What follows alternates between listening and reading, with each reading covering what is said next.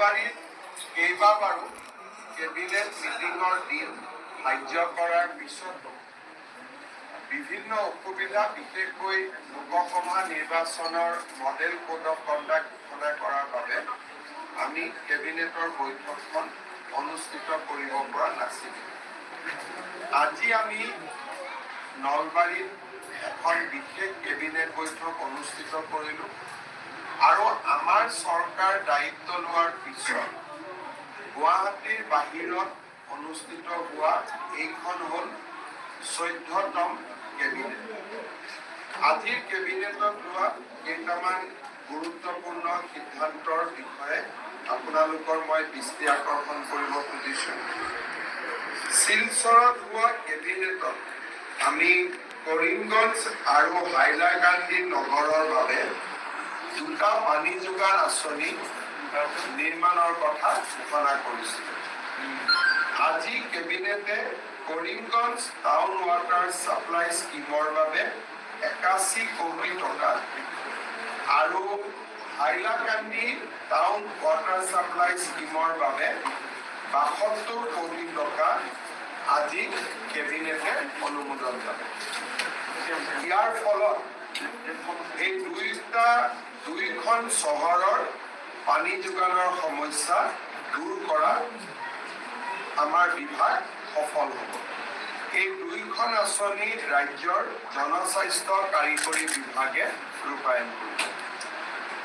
দুটা সৰু ভূমি আবণ্টন সম্পৰ্কত সিদ্ধান্ত গ্ৰহণ কৰা হয়।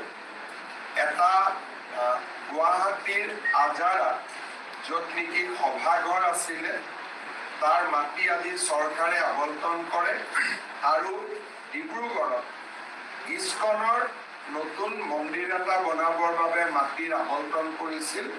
সেই আবণ্টনতো আজি ৰাজ্যিক কেবিনেটে অনুমোদন দিয়ে।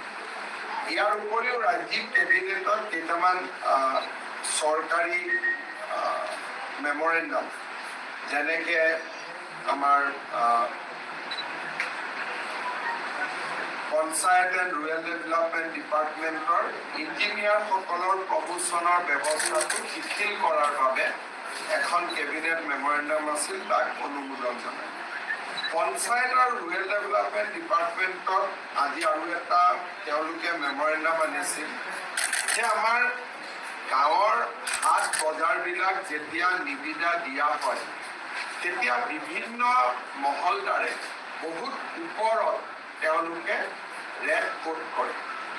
পৰৱৰ্তী পৰ্যায়ত সৰু সৰু দোকানী আদিৰ পৰা ধন সংগ্ৰহ কৰি চৰকাৰকো তেওঁলোকে বৰ্ধিত নিৰিখ দিব যত্ন কৰে আৰু নিজেও মুনাফা আদায়ৰ চেষ্টা কৰে। ফলত আমাৰ সৰু সৰু দোকানীসমূহে যথেষ্ট কষ্ট পায়। আমি এখন কেবিনেট কমিটি গঠন কৰি দিছোঁ যে বজাৰসমূহৰ পৰা সমুদায় ধন উঠোৱা ব্যৱস্থা বন্ধ কৰিব পাৰি নেকি।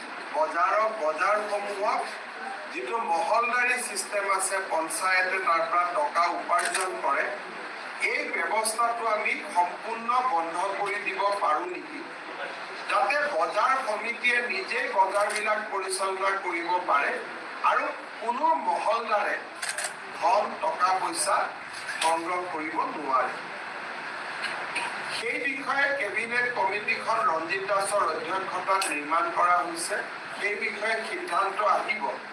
কিন্তু বৰ্তমান এই বছৰত কোনো বজাৰ যোৱা বছৰৰ নিৰিখতকৈ আমি 10%তকৈ যাতে কোনো মহলদাৰে বেছিকৈ কোট কৰিব নোৱাৰে, তাৰ বাবে আমি এটা চিলিং আজি লগাইছোঁ যে এই বছৰ আমি যিয়ে বজাৰ মহল আদি দিম, তাৰ নিৰ্ধাৰিত মূল্য যোৱা বছৰতকৈ অকল 10%হে বেছি হ'লে হ'ব পাৰিব, তাতকৈ বেছি হ'ব নোৱাৰিব। ইয়াৰ ফলত আমাৰ সৰু সৰু দোকানীসমূহৰ লাভ হ'ব আৰু আমি আশা কৰিছোঁ অহা এমাহ দুমাহৰ ভিতৰত আমাৰ কেবিনেট কমিটিয়ে সিদ্ধান্ত দিলে আমি সমগ্ৰ বজাৰ আমি নিলামত দিয়া বা গোটেই ব্যৱস্থাটোকে আমি নোহোৱা কৰিব পাৰিম। আমাৰ বহুদিনৰ পৰা সৰ্বশিক্ষা অভিযানত কাম কৰি থকা শিক্ষকসকলৰ চাকৰি নিয়মীয়াকৰণৰ এটা ব্যৱস্থা চলি আছে। ৰাজ্যৰ এডভোকেট জেনেৰেলে আমাক এটা অপিনিয়ন দিলে যে চৰকাৰে উচ্চতম ন্যায়ালয়ৰ উমাদেৱী গোচৰৰ পৰিপ্ৰেক্ষিতত কাৰো চাকৰি নিয়মীয়াকৰণ কৰিব নোৱাৰে। কেবিনেটৰ এই পাৱাৰ উচ্চতম ন্যায়ালয়ে প্ৰত্যাহাৰ কৰিছে। তাৰ পৰিপ্ৰেক্ষিতত আমি কাৰো চাকৰি নিয়মীয়াকৰণ কৰিব নোৱাৰোঁ। কিন্তু সৰ্বশিক্ষা অভিযানত কাম কৰি থকা শিক্ষকসকলক যাতে আমি সকাহ দিব পাৰোঁ, তাৰ বাবে আজি কেবিনেটে ৩৫,০০০ নতুন শিক্ষকৰ পদ চৰকাৰত সৃষ্টি কৰি SSৰ শিক্ষকসকলৰ বাবে এটা স্পেচিয়েল ৰিক্ৰুটমেণ্ট ড্ৰাইভ কৰিব খুজিছে। অৰ্থাৎ এই বিশেষ ৩৫,০০০ পোষ্টত অকল SSত কাম কৰি থকা শিক্ষকসকলেহে আবেদন কৰিব পাৰিব আৰু বাকী নিয়মীয়া যিবিলাক পোষ্ট তাত ফ্ৰেছ কেণ্ডিডেটবিলাকে আবেদন কৰিব পাৰিব। এই ৩৫,০০০ শিক্ষকে SSৰ পৰা আহি চৰকাৰত সোমোৱাৰ লগে লগে সৰ্বশিক্ষা অভিযানত ৩৫,০০০ পোষ্ট বিলুপ্তি হ'ব। অৰ্থাৎ সৰ্বশিক্ষা অভিযানৰ ৩৫,০০০ শিক্ষকে স্পেচিয়েল ৰিক্ৰুটমেণ্টৰ বাবে চৰকাৰত আবেদন কৰিব। চৰকাৰে তেওঁলোকৰ কাগজ পত্ৰ চোৱাৰ পিছত তেওঁলোকক নিয়োগৰ সুবিধা কৰি দিব। চৰকাৰত য'ত NPS পাব, চৰকাৰৰ পে স্কেল পাব, ইনক্ৰিমেণ্ট পাব, গোটেইবোৰ পাব। কিন্তু এইখিনি হৈ উঠাৰ পিছত সৰ্বশিক্ষা অভিযানত পূৰ্বতে ৰেগুলাৰাইজেশ্যন কৰিব নোৱাৰাৰ বাবে আমি স্পেচিয়েল ৰিক্ৰুটমেণ্ট ড্ৰাইভ সৰ্বশিক্ষা অভিযানৰ শিক্ষকসকলৰ বাবে কৰিব খুজিছোঁ। আৰু ইয়াৰ ফলত মই ভাবোঁ যে অহা ৪-৫ মাহৰ ভিতৰতে সৰ্বশিক্ষা অভিযানৰ প্ৰতিগৰাকী শিক্ষকে চৰকাৰক নিযুক্তি পোৱাৰ সম্ভাৱনাৰ মুকলি হ'ব। আজিও তেওঁলোকে ৰেগুলাৰ ৰিক্ৰুটমেণ্ট ড্ৰাইভত কিছুমান তেওঁলোকে ৰেগুলাৰাইজ হৈ থাকে, কিন্তু এইটো তেওঁলোকৰ কাৰণে হোলচেল কৰা। সেইকাৰণে আমাৰ ৩৫,০০০ শিক্ষকে চৰকাৰক সোমাবলৈ এটা সুবিধা পাব। আমাৰ বিভিন্ন সংবাদ মাধ্যমত সাধাৰণতে এটা অভিযোগ উঠা যায় যে আমাৰ পৰিবহণ আৰু ট্ৰেফিকৰ পুলিচসকলে সৰু সৰু অটো ৰিক্সা চালক আদি ফাইন আদিৰ কাৰণে দিগদাৰি কৰে বা আমনি কৰে। তাৰ ফলত দুখীয়া মানুহখিনিৰ কষ্ট হয়। আজি কেবিনেটত আমি দুটা সিদ্ধান্ত লৈছোঁ যে বাইকৰ আৰোহী টু হুইলাৰ এক্সেপ্ট হেলমেট আন কোনো কথাত ফাইন কৰিব নোৱাৰি।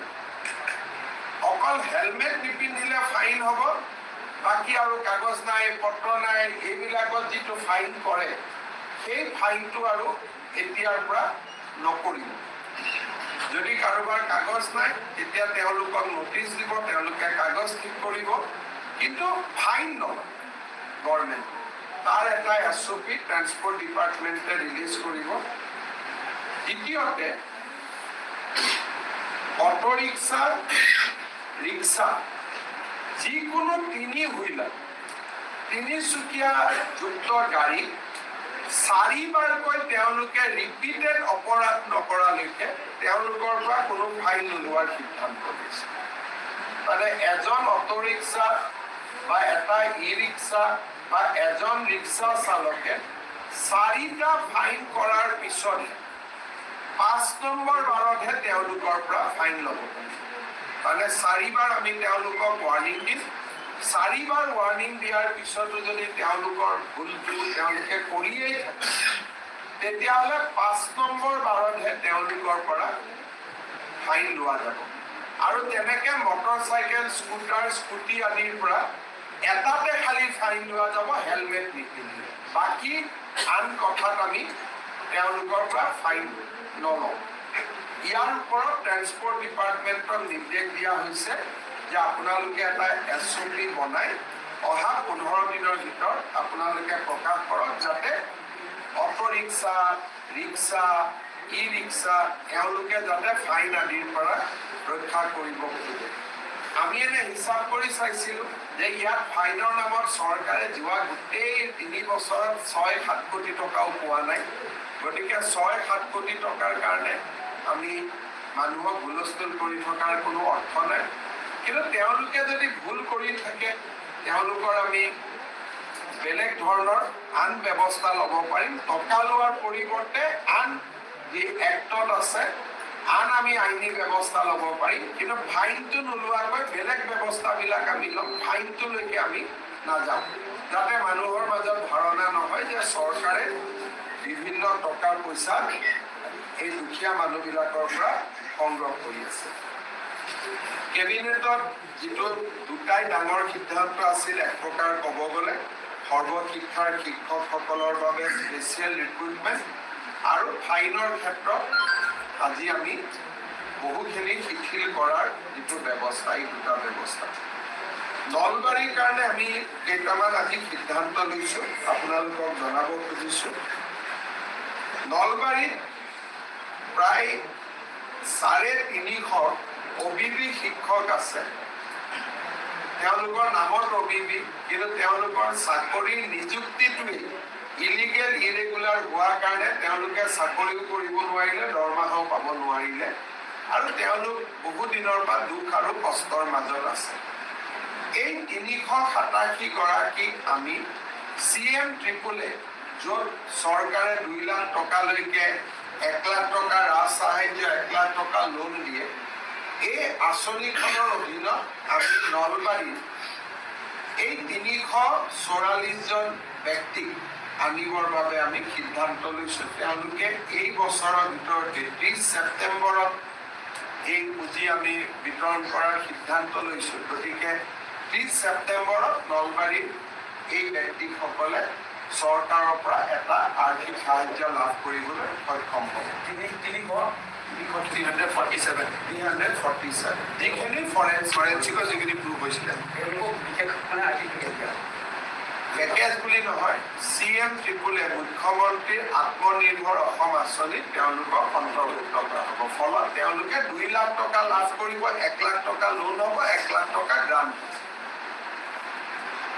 দ্বিতীয়তে নলবাৰীৰ জিলাৰ 4টা উল্লেখযোগ্য ধৰ্মীয় অনুষ্ঠান বিল্লেশ্বৰ মন্দিৰ বালিলেচাৰ কালী মন্দিৰ বাঘেশ্বৰী মন্দিৰ আৰু হৰি মন্দিৰত আমি 3 কোটিকৈ সৰ্বমুঠ 12 কোটি টকা আৰ্থিক অনুদান দিয়াৰ বাবে আমি সিদ্ধান্ত লৈছোঁ যাতে এই গোটেই 4টা মন্দিৰ 100 বছৰতকৈ অধিক পুৰণি ইয়াক যাতে ধৰ্মীয় পৰ্যটন ক্ষেত্ৰলৈ ৰূপান্তৰ কৰিব পাৰি নলবাৰী জিলাত আমি এটা কনভেনশ্যন চেণ্টাৰ আৰু এটা নতুন আৱৰ্ত ভৱন নিৰ্মাণ কৰাৰ বাবে আমি সিদ্ধান্ত লৈছোঁ এটা নতুন কনভেনশ্যন চেণ্টাৰ হ'ব আৰু এটা নতুন আৱৰ্ত ভৱন হ'ব নলবাৰীৰ মহেন্দ্ৰ নাৰায়ণ চৌধুৰী মহাবিদ্যালয় আমি মহিলা মহাবিদ্যালয়ত আমি বিজ্ঞান শাখা প্ৰৱৰ্তনৰ বাবে সিদ্ধান্ত লৈছোঁ যাতে নাৰী শিক্ষা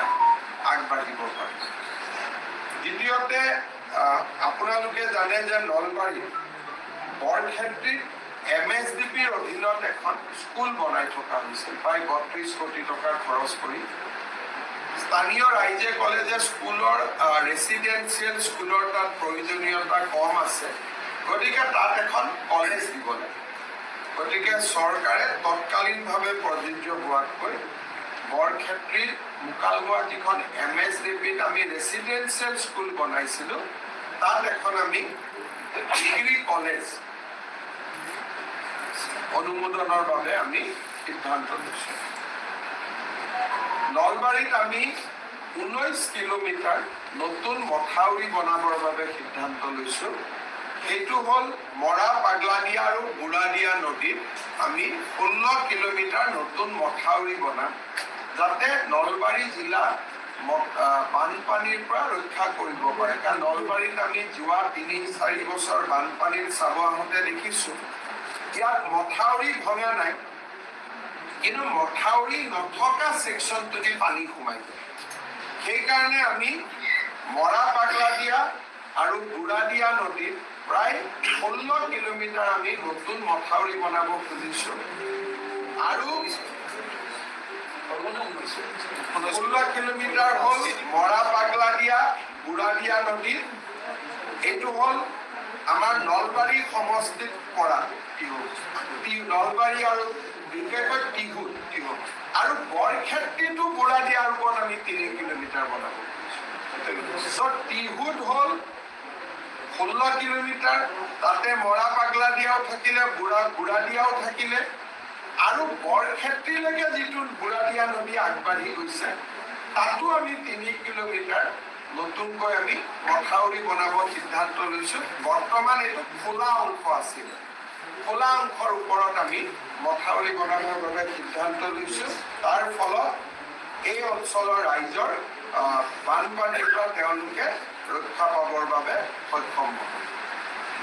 নলবাৰী মেডিকেল কলেজলৈকে যাবৰ বাবে হাইৱেৰ পৰা এখন আমি পুৰণীয়া সেতু বনাবৰ বাবে সিদ্ধান্ত লৈছো, যাতে যিটো তাতে অলপ এক্সিডেণ্ট স্পট এটা বনি আছে, আমি যাতে ফ্লাইঅভাৰ এখন বনাই হাইৱেৰ পৰা আমি বিশ্বকৰ্মা পথত যাতে আমি গৈ অৱতীৰ্ণ হ'ব পাৰোঁ।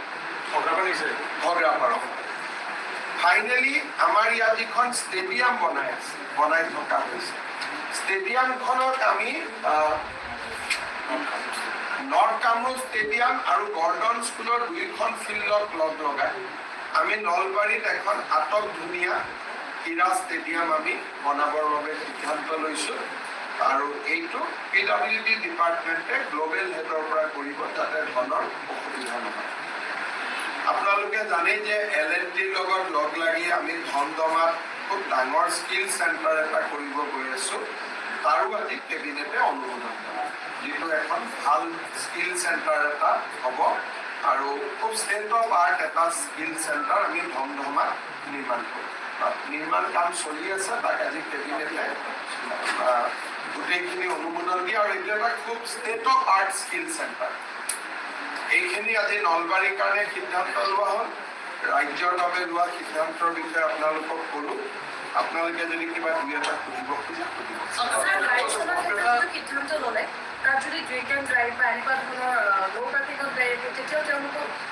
আমি বাইকৰ ক্ষেত্ৰত, গাড়ীৰ ক্ষেত্ৰতো ফাইন হ'বই।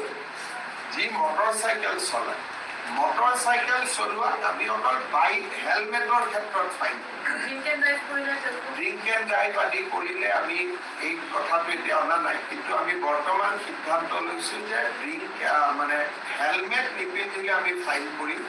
বাকী কথাবিলাকত এনেকুৱা, এই মটৰচাইকেলবিলাক আমাৰ চুইগি বিভিন্ন ল'ৰা ছোৱালীয়ে চলায়, আৰু কলেজত অহা ল'ৰা ছোৱালী চলায়, স্কুলত অহা ল'ৰা ছোৱালীয়ে চলায়। হেলমেট নিপিন্ধিলে তেওঁলোকৰ এক্সিডেণ্ট হ'ব, তেওঁলোকৰ মৃত্যু হ'ব, তেওঁলোকক বচোৱাটো আমাৰ দায়িত্ব। বাকী এই যে কিবা এক্সপেৰিমেণ্ট হৈ গ'ল, কিবা পলিউশ্যন নাই, কিবা প্ৰিমিয়াম দিয়া নাই, সৰু সৰু কথাৰ কাৰণে যিবিলাক ফাইন কৰে, ড্ৰিংক এণ্ড ড্ৰাইভটোতো ফাইন থাকিব, কিন্তু সৰু সৰু কথাৰ কাৰণে যিবিলাক ফাইন কৰে, কেতিয়াবা অভিযোগ আহে যে লাইচেন্সখন 2টা দিন পাৰ হৈ গ'ল, ক'ৰবাত ৰেজিষ্ট্ৰেশ্যন নম্বৰটো নাই, ক'ৰবাত পলিউশ্যন নাই, বাকী কথাবিলাকৰ যিটো ফাইন কৰে তাক আমি প্ৰথম ৱাৰ্ণিং দিহে পিছত আমি আইনী ব্যৱস্থা, আইনৰ ব্যৱস্থাক বাদ দি আইনী ব্যৱস্থাবিলাক থাকিব। খালি টকাটো নহয়, বাকী লাইচেন্স কেঞ্চেল, অমুক কেঞ্চেল, যিবিলাক আইনী ব্যৱস্থা সেইবিলাক থাকিবই। খালি ফাইনটো আমি নলওঁ, বাকী আইনী ব্যৱস্থা ফাইনটো নহয়। আইনী ব্যৱস্থা থাকিব, লাইচেন্স কেঞ্চেল হোৱা, কিবা হোৱা, আইনী ব্যৱস্থাবোৰ থাকিব। কিন্তু আপোনালোকে যে চৰকাৰক অভিযোগ কৰি থাকে চৰকাৰে টকা লয়, দৰমহা দিব, পইচা নাই, সেইটো আমি নোহোৱা কৰি দিছোঁ। এতিয়া আমাক টকা নালাগে, আইনী ব্যৱস্থা আমি লওঁ। পুলিচে আমি আদেশ কৰিলে ছাৰ, বোমা সেইটো আত্মহত্যা কৰিব লাগে, কিন্তু পিছত ছাৰ নাম নাই, মৃত মানুহক চাৰ্জশ্বিটত নাম নিদিয়ে। এজন মানুহ যেতিয়া মৃত্যু হয়, মৃতকক চাৰ্জশ্বিটত নাম দিয়া এইটো ক'ত পালে? মৃত ব্যক্তিজন আদালতত আহি হাজিৰ কেনেকৈ হ'ব? আইনৰ নিয়ম, এজন ব্যক্তি যদি মৃত্যু হয় তেতিয়াহ'লে তেওঁক আৰু কোনো চাৰ্জশ্বিটত তেওঁৰ নাম অনা নাযায়। স্যাৰ বৰপেটা আৰু কোকৰাঝাৰত স্যাৰ অসমীয়া গাঁৱত আক্ৰমণ কৰা আছে, লখিমপুৰত থানা জ্বলাই দিয়া আছে, স্যাৰ এইবিলাক কাম বেছি হৈ আছে, কি কাম হৈ আছে?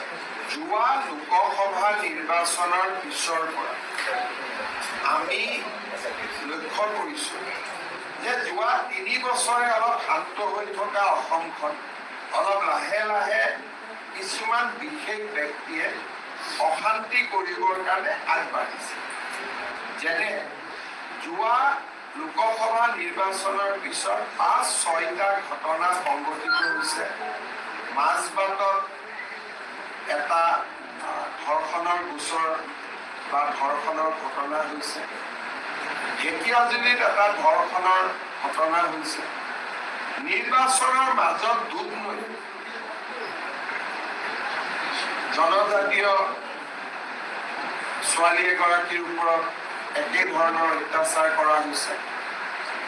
বৰপেটাত এখন গাঁৱত সংঘবদ্ধ আক্ৰমণ চলোৱা হৈছে।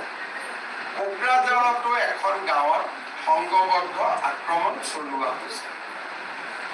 যোৱা 3 বছৰ অসমত এইবিলাক কৰিব কোনেও সাহসো কৰা নাছিল আৰু প্ৰায় এইবিলাক ঘটনা কমি গৈছে। কিন্তু যোৱা এমাহত উপৰ্যু কৰি এনেকুৱা ঘটনা আৰু এটা পেটাৰ্ণ, কিছুমান বিশেষ লোক, বিশেষ ব্যক্তি, বিশেষ ঘটনা, এই ধৰণৰ ঘটনা আমাৰ মাজত পোহৰত আহিছে। অসম আৰক্ষীক নিৰ্দেশ দিয়া হৈছে যে কঠোৰৰ পৰা কঠোৰতম ব্যৱস্থা হাতত ল'ব লাগে আৰু এই বিষয়টোৱে আমাক চিন্তিত কৰিছে। ইয়াৰ আমি উত্তৰ বিচাৰিম। যোৱা এমাহত বিশেষকৈ লোকসভা নিৰ্বাচনৰ পিছত এটা চক্ৰ অনুপ্ৰাণিত হৈ উঠা দেখা গৈছে। মই 6টামান কেছটো আপোনালোকক মুখেদি কোৱালো আৰু মোৰ নলেজত নথকাও আৰু কিমান ঘটনা হৈ আছে তো মই নাজানো। গতিকে এই ঘটনাবিলাকে আমাক অলপ চিন্তিত কৰি তুলিছে। বিভিন্ন জাগাত আমাৰ মন্ত্ৰীসকলো গৈছে ঘটনাৰ পিছত ঘটনাৰ খবৰ ল'বৰ কাৰণে। সামাজিক পৰ্যায়ত ৰাইজে চিন্তা কৰিব লাগে যে কিহৰ কাৰণে হঠাৎ তেওঁলোকে মূৰ লাগি উঠিল, আৰু পুলিচি পৰ্যায়ত আৰক্ষীয়ে চিন্তা কৰিব লাগে যাতে এনেকুৱা ঘটনা সংঘটিত হ'ব নাপায়। স্যাৰ আঁতৰোৱা হ'ল স্যাৰ, ভূপেন কলিতা নতুনকৈ নিযুক্ত কৰা হ'ল, ভূপেন ছাৰ আঁতৰোৱা হ'ল SIT স্যাৰ। তাৰ মানে স্যাৰ আৰক্ষী কৰবাত মানে যে গিল্টি কৰিছে এই তদন্ত কোৰ্টে অৰ্ডাৰ দিলে কোৰ্টৰ অৰ্ডাৰ আমি পালন কৰিব লাগে। কিন্তু আদালতৰ যিটো এইটো নিৰ্দেশ, এই নিৰ্দেশটোত ময়ো একমত নহয়। কাৰণ কোনোবা ব্যক্তিক যদি অপৰাধী কৰা নাযায়, আদালতৰে অধিকাৰ আছে তেওঁক অপৰাধী কৰিবৰ কাৰণে। আণ্ডাৰ CRPC আদালতে যদি ভাবে যে এই 10গৰাকী মানুহ দোষী, আদালতে আয়োগ ক'ব নালাগে যে এওঁলোকক দোষী বুলি সাব্যস্ত কৰক, আদালতে ষ্ট্ৰেইট তেওঁলোকক চামন দিব পাৰে। গতিকে মই জাজমেণ্টটো পৰীক্ষা কৰিব দিছোঁ যে আদালতে নিজে চামন নিদি তেওঁলোকক আয়োগৰ ওপৰলৈকে দায়িত্বটো কিয় গতাই দিছে। যেতিয়া আপোনালোকে পিছত SP বা কোনোবা আমাৰ DSPৰ লগত বহিলে গম পাব, এখন যেতিয়া চাৰ্জশ্বিট দিয়ে পুলিচে, যদি ন্যায়াধীশজনে ভাবে যে পুলিচে 2জন মানুহক চাৰ্জশ্বিট দিয়া নাই, 4জনক দিছে, নিদিয়া 2জনক পুলিচে নিজেই আদালতে নিজেই চামন দিব পাৰে। আমাৰ দেশৰ প্ৰধানমন্ত্ৰী PV নৰসিম্হা ৰাওকো কোৰ্টেই চামন দি দিছিলে ডাইৰেক্ট, পুলিচে তেওঁক চাৰ্জশ্বিটত নাম দিয়া নাছিল। গতিকে আদালতে নিজৰ দায়িত্বটো নিজে পালন নকৰি আয়োজনক কিয় পালন কৰিব দিলে বা আয়োজনেনো কিয় তেওঁক চাৰ্জশ্বিট নকৰিলে, গোটেই বিষয়টো মই অসমৰ মহা অধিবক্তাক চাব দিছোঁ। আৰু প্ৰয়োজন অনুসৰি আদালতত যি আছে তাক আমি ক'বৰ কাৰণে আমি চেষ্টা কৰিম। আদালতক আমি জনাম যে এইটোতো আপোনাৰে অধিকাৰ আছে। গতিকে 10গৰাকী 12গৰাকী 15গৰাকী যি বিষয়া আপুনি প্ৰাইমা ফেচি অপৰাধী বুলি ভাবে, আপুনি তেওঁলোকক চামন দি দিব পাৰে, গোচৰত লৈ আহিব পাৰে। গতিকে এই বিষয়টো কি পৰিপ্ৰেক্ষিতত এই জাজমেণ্টটো হ'ল আমাৰ এজি তেওঁ চাব, তাৰপিছত মোক পৰামৰ্শ দিব, দিলে মই সেইমতে ব্যৱস্থা স্যাৰ বঙাইগাঁও হত্যাকাণ্ডৰ যিটো হ'ল স্যাৰ কালি যি মূল্য হ'ল আপডেট আছে পুলিচক সুধিব। এইবিলাক কথাত মই কমেণ্ট দিলে দিগদাৰ হৈ যায়। পিছত মানুহে কয় CM কেনেকৈ গম পালে, CMক কোনে ক'লে। পুলিচে তদন্ত কৰি আছে, SP বঙাইগাঁৱে আপোনালোকক জনাব। স্যাৰ শৰণীয়া কছাৰীৰ চাৰ্টিফিকেট দিয়া হ'ব বুলি স্যাৰ ইতিমধ্যে আপুনি কৰিছে স্যাৰ। শৰণীয়া কছাৰীসকল কছাৰী, গতিকে তেওঁলোকক আমি চাৰ্টিফিকেট কছাৰী বুলি আবেদন কৰিলে চাৰ্টিফিকেট পাই। বাকী জনজাতি সকলোকে মানে এনেকুৱা ব্যৱস্থা কৰা হৈছে। যিবিলাক বড়ো কছাৰী মূলৰ জনজাতি, তেওঁলোকে বড়ো কছাৰী বুলি আবেদন কৰিলে চাৰ্টিফিকেট পাই থাকিব। কিন্তু যদি শৰণীয়া বুলি লিখি দিয়ে, শৰণীয়া শব্দটো সংবিধানত নাই, কাৰণ এইটো আমাৰ শংকৰদেৱৰ ধৰ্মত শৰণ লোৱাসকলক বা নাম কীৰ্তনত শৰণ লোৱাসকলক শৰণীয়া বুলি কয়। ই এটা সাংস্কৃতিক শব্দ, আধ্যাত্মিক শব্দ, কিন্তু এথেনিকেলি তেওঁলোক হ'ল কছাৰী। গতিকে কছাৰী বুলি লিখিলে চাৰ্টিফিকেটখন পাই যাব। শৰণীয়া কছাৰী বুলি ক'লে তেওঁলোকে নাপাব, কাৰণ শৰণীয়া শব্দটো আধ্যাত্মিক আৰু সাংস্কৃতিক শব্দ, এইটো নৃতাত্ত্বিক শব্দ নহয়।